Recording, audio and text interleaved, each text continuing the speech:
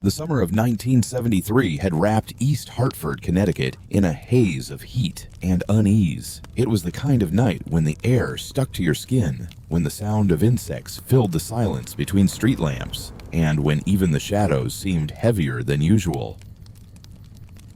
On that night, a young woman named Janet Couture lay in her small apartment, the box fan pushing back the stale air, her dreams carrying her somewhere far safer than reality. 21 years old, Janet had the world ahead of her.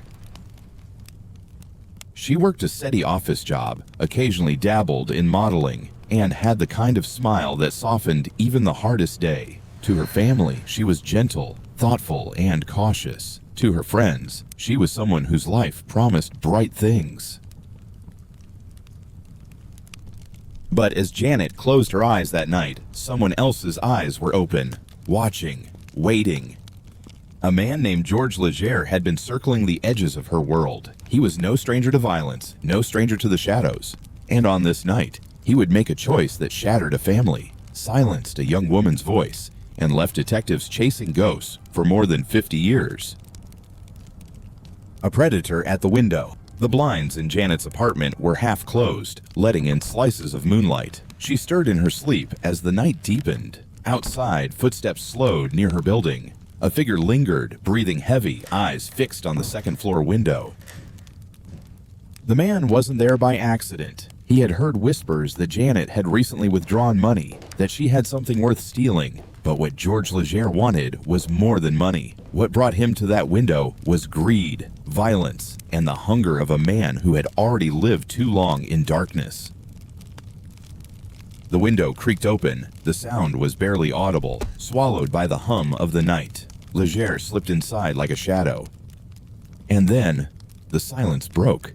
A gasp, a scream muffled, the scrape of struggle on a wooden floor. Janet woke to find a stranger in her home, a man she had once seen before, a man she recognized.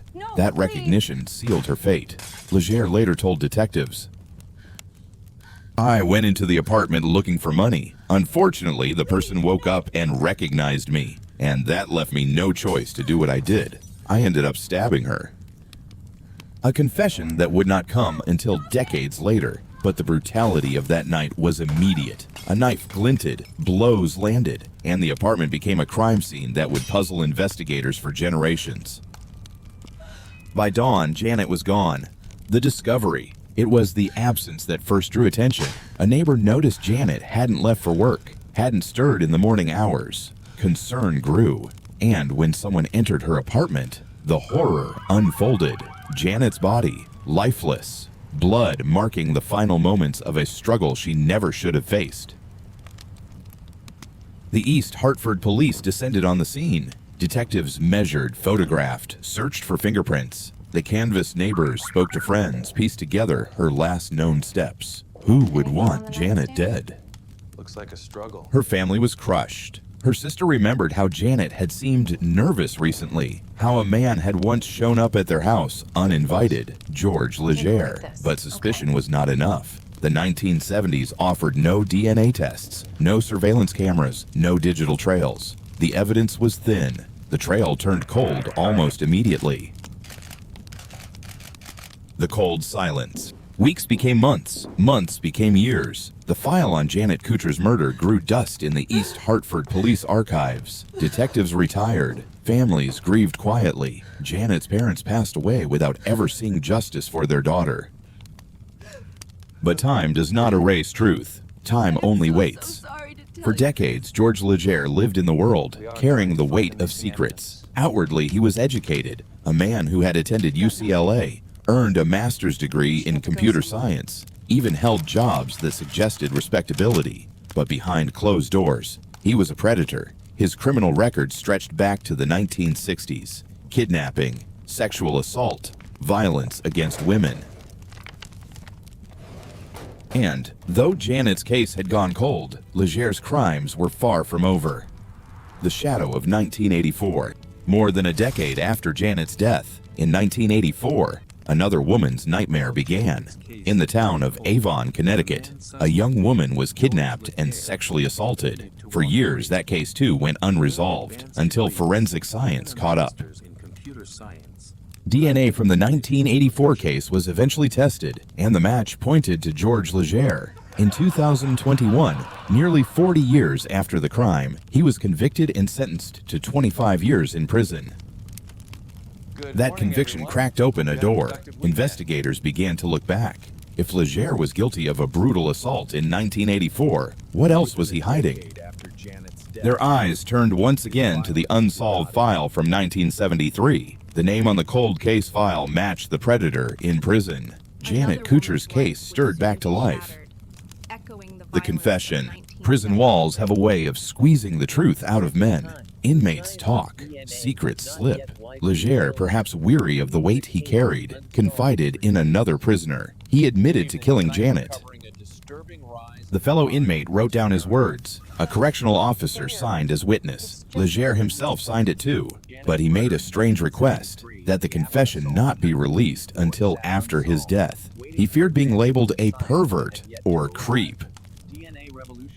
But detectives pressed harder. In interviews, Legere relived the night. He described breaking into Janet's apartment, looking for money. He described the moment she woke, recognized him, and how he felt he had no choice but to silence her. His words were chilling, not only for their brutality, but for their cold detachment.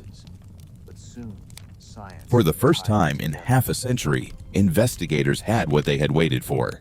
A confession. Justice after 50 years. In September 2025, authorities announced the charges. George Legere, age 77, already serving time in prison, was officially charged with the 1973 murder of Janet Couture. The news hit like a thunderclap. For Janet's surviving sister, it was both relief and sorrow. Relief that someone would finally answer for the crime. Sorrow that their parents had not lived to see it. Detectives spoke publicly about the case, emphasizing that no murder is ever forgotten, no cold case ever fully closed. For the community, it was proof that justice, though slow, can still arrive. The long shadow of violence. Legere's story is not one of redemption. It is a reminder of how predators can hide in plain sight, how intelligence and education can mask cruelty, and how long justice can take when evidence is scarce.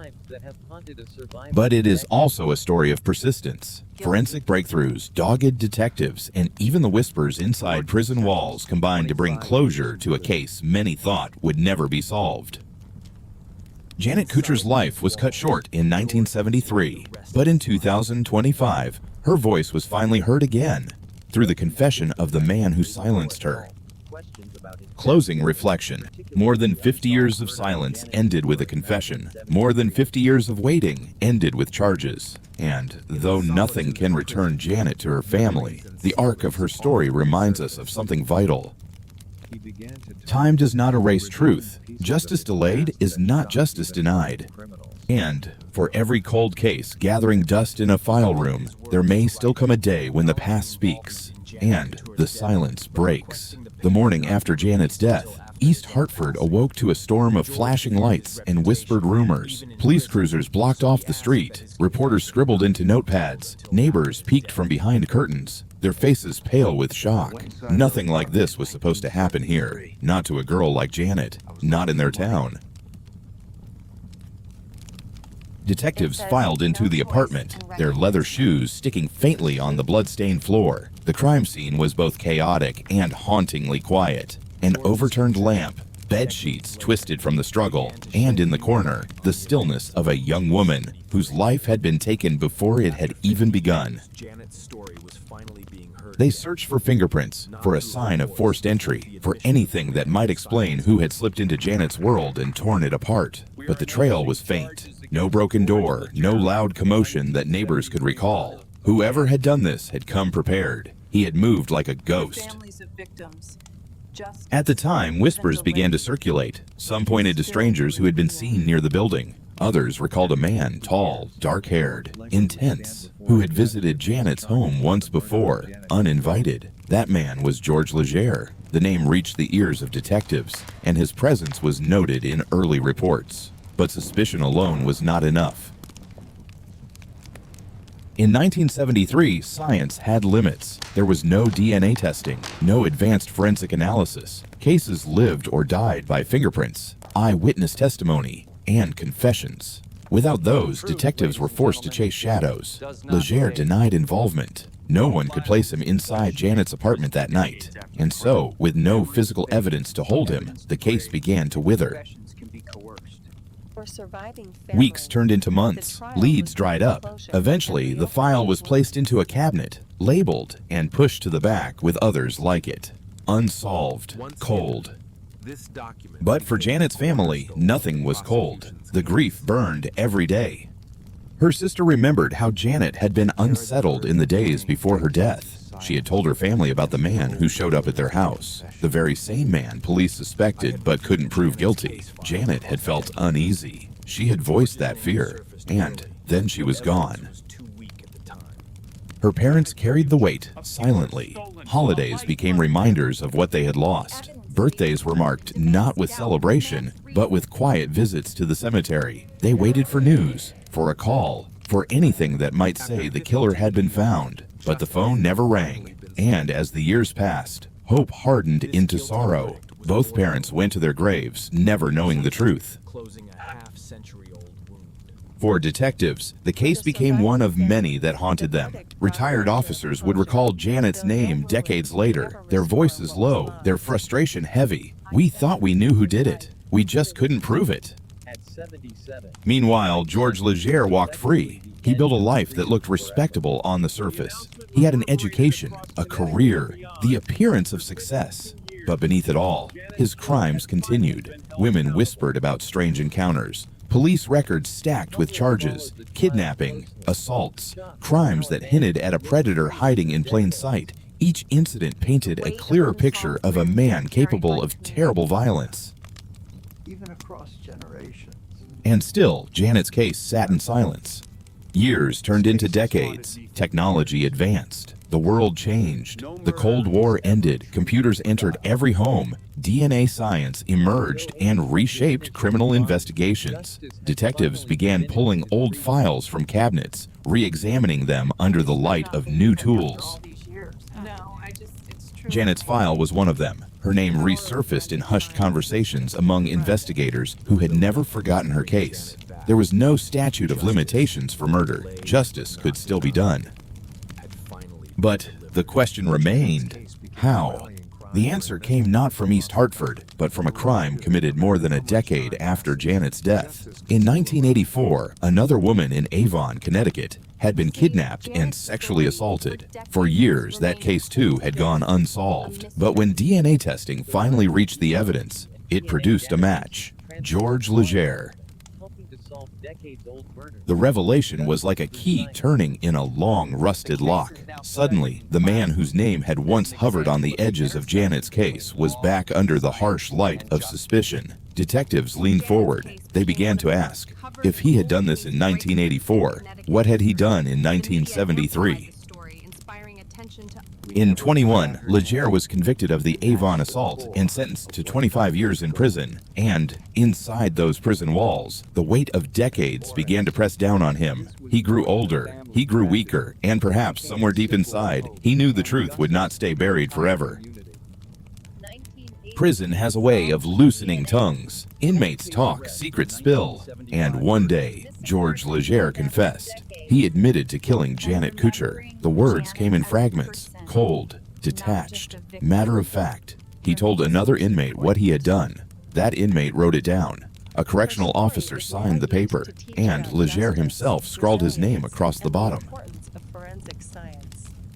In that confession, he described how he had broken into her apartment, looking for money, how Janet had woken, how she had recognized him, and how he felt he had no choice but to kill her. No choice, as though the act of murder had been forced upon him, as though the blade in his hand had moved on its own. The chilling lack of remorse was almost as haunting as the crime itself. Still, the confession was a breakthrough. For the first time in more than 50 years, detectives had something concrete, words from the killer's own mouth. When the announcement came in September 2025, it shook East Hartford. After half a century of silence, the town learned that Janet's killer had been found, charged, and unmasked. He was 77 years old now, frail in body but still carrying the shadow of violence that had defined his life.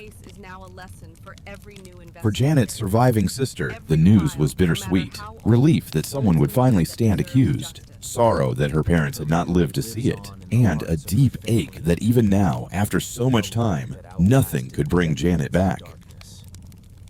For the community, it was a reminder that the past is never truly gone, that the crimes of yesterday can reach into today, and that justice, however delayed, Though her can life still was arrive. cut short, her But story justice ensured is that never the simple. silence of the Questions past was remain. finally The confession, broken. signed in prison, may be challenged in court. Defense attorneys could argue it was coerced, or that Legere exaggerated, or that memories had twisted after so many years. There may be no surviving physical evidence strong enough to support the charge. The fight in the courtroom will be as fierce as the fight that once happened inside Janet's apartment. Yet for the first time in decades, the family has hope. Detectives have purpose, and the name Janet Couture will no longer rest in the shadows of an unsolved case file. George Legere was not the kind of man people imagined when they thought of a killer. He was intelligent, educated, even charismatic in the right light. On paper, he looked like someone who had followed the rules of success: a degree from UCLA, a master's in computer science, a career in a field that promised prestige. He spoke well, carried himself with confidence, and could pass in polite society without raising suspicion. But behind that veneer was something darker, something that had been lurking since the 1960s. His criminal record stretched back decades, revealing a pattern that grew more violent with each passing year. There were whispers in East Hartford, in Windsor, in towns across Connecticut. Whispers of women who felt watched, of encounters that left scars, of nights where safety dissolved into fear. Police reports painted fragments of the truth: attempted kidnappings, sexual assaults, violent outbursts. Each time, he seemed to slip away. Charges dropped, cases unresolved, or sentences too light to cage him for long. It was as though George Legere lived two lives. By day, the educated professional; by night, the predator hunting in silence. The brutality of Janet Couture's murder in 1973 fit perfectly into the pattern, and yet, for half a century, he escaped justice for it. The monster unmasked. By the time the 1984 assault case in Avon was linked to him, Legere was an older man. Decades of predation had already been carved into the lives of his victims. The DNA match in 2021 pulled the mask from his face. When the jury heard the evidence, there was no doubt. He was sentenced to 25 years behind bars. Inside McDougall Walker Correctional Institution, the reality of prison life closed around him. Concrete walls, barred windows, the constant hum of surveillance. Here, there was no pretense of respectability. Here, he was just another convict, stripped of illusions. But even inside, he carried secrets, and one of those secrets was Janet. To fellow inmates, he sometimes spoke with a chilling pride, boasting of things he had done in the past, crimes he believed would never catch up to him. The words slipped out in fragments, enough to paint a picture of a man who had lived without conscience. When he finally dictated the confession about Janet's murder, his words were clinical, detached, almost mechanical. He described the act not with horror, not with remorse, but as if it were simply another event in a long and twisted life. I went into the apartment looking for money. She woke up. She recognized me. I had no choice. I stabbed her. No choice. Always that excuse. To hear him tell it, murder was not his decision, but his necessity. It was a glimpse into the twisted psychology of a man who viewed other lives as obstacles, objects, inconveniences to be erased. The families left behind. For Janet's sister, the confession was a wound and a closure all at once. To hear the details was devastating. To know exactly how her siblings' final moments unfolded, to imagine her fear, her pain, her fight. But it was also confirmation of what the family had long suspected. The name they had whispered in private for years was finally spoken aloud in public.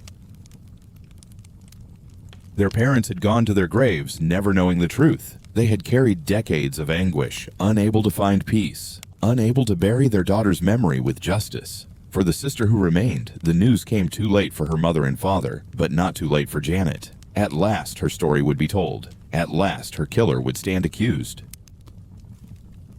The community, too, felt the weight of it. Older residents remembered the whispers of 1973, the unease that followed Janet's murder, the sense that danger had passed through their quiet town and left a scar. To hear that the killer had been living among them all those years was a shock, a reminder that evil can wear the face of a neighbor, a colleague, even a friend. The courtroom awaits. Now, as Legere faces charges for Janet's murder, the legal battle looms. Prosecutors have the confession, signed and witnessed. They have the history of his crimes, the DNA that tied him to the 1984 assault, the pattern of violence that stretches back decades. But the courtroom is a place where even the strongest cases can falter. Defense attorneys may argue that the confession was unreliable, that it was made under duress, that it cannot be trusted after so many years. They may point to the lack of surviving physical evidence, the fading memories of witnesses, the passage of time that erodes certainty. Still, the power of the confession cannot be denied. For a jury to hear a man admit, in his own words, to killing a woman half a century ago is a haunting weight. To see the parallels between his confession and the known facts of the crime scene, the window entry, the recognition, the stabbing, will be difficult to dismiss. The trial will not just be about one man and one crime. It will be about the persistence of justice. It will be about the message sent to every victim, every family who waits for answers. Your case is not forgotten. The legacy of a cold case. Janet Couture's story is part of a larger truth. Across the United States, thousands of murders remain unsolved, filed away in boxes, labeled with words like pending and cold. Each one represents a family waiting for a phone call, a detective refusing to let go, a name that deserves to be spoken again. Cold case units now operate with the tools of modern science. DNA databases grow every year, connecting crimes once thought separate. Old evidence is retested, and long dormant files are reopened. What once seemed impossible is now within reach. Janet's case shows what can happen when persistence meets progress. Though it took 50 years, the truth emerged. Though justice was delayed, it was not denied. For George Legere, the prison walls are closing in tighter than ever. At 77, his life is nearly over, but the truth he tried to bury has outlived him. His crimes, once hidden, now define him. For Janet, her name is no longer just a cold case number in a forgotten drawer. She is once again a daughter, a sister, a young woman whose life mattered, whose story will now be told in full. Justice is not always swift. It is not always clean. But sometimes, even after 50 years of silence, the past speaks. And when it does, the voice is louder than ever. The announcement of George Legere's arrest for the 1973 murder of Janet Couture spread quickly through Connecticut. Newspapers carried his mugshot beside Janet's smiling photograph, the contrast impossible to ignore. The innocence of a 21-year-old woman against the hardened face of a 77-year-old man. Local television anchors called it a case that haunted East Hartford for more than half a century. National outlets picked it up too. Another reminder that America's past is filled with unsolved shadows now being dragged into the light by science and persistence. For Janet's surviving sister, the news was overwhelming. In interviews, her voice shook as she described the relief of finally hearing someone would be held accountable and the pain of knowing her parents had died without ever seeing this day. They waited their whole lives for justice, she said, and now it's here, but too late for them. The public reaction was a mixture of shock and grim recognition. Many remembered George Legere's 2021 conviction for the 1984 Avon assault. Now, people whispered, if he had been caught sooner, how many lives could have been spared? How many women suffered in the years after Janet because the evidence in 1973 had been too weak to hold him? The courtroom. The day George Legere appeared in court, the room was thick with silence. The man who had once prowled through apartments now shuffled forward in prison-issued clothing, his body weakened by age, his hands trembling as he gripped the defense table. But age did not erase guilt. The prosecutor stood and laid out the story, how a young woman's life had been cut short in 1973, how the case had gone cold, how new technology and an eventual confession had unlocked the truth. They spoke of Janet's family, of the half-century of unanswered questions, of the persistence of detectives who refused to let her name fade. Then came the words of the confession itself. Read aloud, they chilled the courtroom. I went into the apartment looking for money. She woke up. She recognized me. I had no choice. I stabbed her. Jurors shifted uneasily. Family members wept softly. The coldness of the words was more damning than any dramatic detail could ever be. The defense tried to push back. They argued that the confession was unreliable, written under questionable circumstances in prison, possibly influenced by another inmate. They reminded the court that no surviving physical evidence linked Legere directly to the crime scene. They pressed the idea that memory fades, that after 50 years, certainty is impossible. But the weight of history pressed against him, the pattern of his crimes, the DNA that had already tied him to another brutal attack, the eerie alignment between his words and the facts of the case. The verdict. When the jury filed back into the courtroom, the silence was suffocating. They had listened to the past for days, weighed the evidence of half a century. Now, in a single moment, they carried the power to deliver justice delayed. Guilty. The word echoed across the room. Janet's sister closed her eyes, tears slipping down her cheeks. Reporters scribbled furiously. The judge's gavel struck, and with it came a sense of finality that had been denied for 52 years. George Legere was sentenced to life in prison. At his age, it was effectively a death sentence. He would never again walk free, never again stalk the night, never again believe that his secrets were safe. The aftermath. For Janet's family, the verdict was both an ending and a beginning. The ending of a nightmare that had stretched across generations. The beginning of healing, of telling her story not as an unsolved tragedy, but as a case where justice had finally prevailed. The community felt it too. Old wounds reopened, but this time there was closure. People spoke of Janet with renewed tenderness, remembering not just her death, but her life, her laughter, her kindness, her promise. For law enforcement, it was a rallying cry. Cold case units across Connecticut and beyond pointed to Janet's case as proof. Never give up. Evidence can resurface. Science can evolve. Confessions can emerge. And families deserve to know the truth, no matter how much time has passed. The legacy of Janet Couture. Janet's story now lives in more than just the yellowed pages of an old police file. It lives in the voices of her family, in the determination of detectives, in the headlines that remind us that justice, though delayed, can still find its way home. Her case is a warning that predators can hide behind polished lives, that violence can wear a mask of normalcy, that the past never truly disappears. But it is also a beacon of hope, that silence can be broken, that truth can endure, that even 50 years later, justice can speak. George Legere will die in prison. Janet's family will never get her back. But the story of her life and her death will remain, told not just as a tragedy, but as a testament to persistence, to science, and to the unshakable truth that time does not erase justice. It only delays it. The trial of George Legere closed one chapter, but it opened another conversation about the nature of predators, about the resilience of families, and about the justice system's eternal struggle with time. Reporters crowded the courthouse steps after the verdict, microphones flashing as they captured reactions. Justice after 52 years, one headline read. Another simply asked, why did it take so long? For the public, that was the haunting question. How many women had suffered in the years between Janet's death and Legere's eventual imprisonment? How many might have been spared if he had been caught in 1973? The idea that a killer could live openly for decades, hiding in plain sight, unsettled everyone.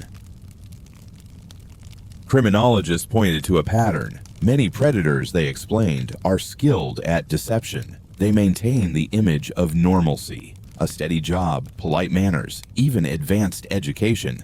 But beneath that surface, they feed darker compulsions. George Legere was a textbook example, a man whose resume suggested respectability, yet whose private life revealed a trail of destruction. The psychology of a predator. When investigators revisited Legere's history, a chilling consistency emerged. He targeted women, often young, often vulnerable, often alone. His methods varied, sometimes a kidnapping, sometimes a break-in, but the outcome was always the same: fear, violence, silence. Experts noted the coldness in his confession. He did not describe remorse. He did not weep or hesitate. He described the act like a task completed, a problem solved. To him, Janet was not a person. She was an obstacle, someone who had seen his face, someone who recognized him, someone he believed had to be erased. That mindset, psychologists explained, is common among predators who compartmentalize their lives. They see themselves as intelligent, capable, even superior. Others are pieces on a board to be moved or removed, and when caught, they often claim necessity rather than choice, as though the crime was inevitable. But inevitability is a lie. The choice was his, and the consequences were hers. The cold case revolution. Janet's case became a symbol for the growing power of cold case investigations. Across the country, units dedicated to unsolved murders began highlighting her story as proof that time is not always the enemy. New forensic techniques, advanced DNA testing, genetic genealogy, digital reconstruction are unlocking answers once thought lost. Families who had all but given up hope suddenly found themselves receiving phone calls. A match had been found, a suspect identified, a case reopened. Detectives often describe the moment of calling a family to tell them there has been a break in the case as one of the most rewarding moments of their careers. For Janet's family, that call came 50 years late, but it still came. The ripple effect. The impact of Janet's case reached beyond her own family. Survivors of Legere's other crimes found validation too. Women who had once felt ignored or disbelieved now saw the truth laid bare. The man who had harmed them was a killer, and the system finally recognized it. Communities across Connecticut reflected on how many warnings had been missed, how many crimes had slipped through the cracks. Lawmakers pointed to the need for better preservation of evidence, better communication between departments, more funding for cold case units. And ordinary people, neighbors, co-workers, friends, looked inward, asking themselves the uncomfortable question, would I have recognized the predator among us? The final days. Inside prison, George Legere faced a reality he could no longer escape. Age had withered him. The walls closed in. His name, once hidden in dusty files, was now infamous. No more masks, no more secrets. For the first time, perhaps, he was powerless. The same system he had eluded for decades now held him fast. The same silence he had forced upon Janet now surrounded him in the cold echo of a cell. He would die there, stripped of illusion, remembered not as the educated man with a master's degree, but as a murderer whose confession ended one of Connecticut's oldest mysteries. Janet remembered. And what of Janet? Her story could never be reduced to the night she was killed. She was a daughter, a sister, a friend. She loved fashion, laughed easily, worked hard, dreamed of more. The tragedy of her life is not only how it ended, but how much was lost. The years she never lived, the family she never built, the future that was stolen. Her sister now speaks of her not only with grief, but with determination. She was more than what happened to her, she says. She deserves to be remembered for who she was. Through news articles, court documents, and stories told by those who knew her, Janet lives again, not as a cold case file, but as a person whose life mattered.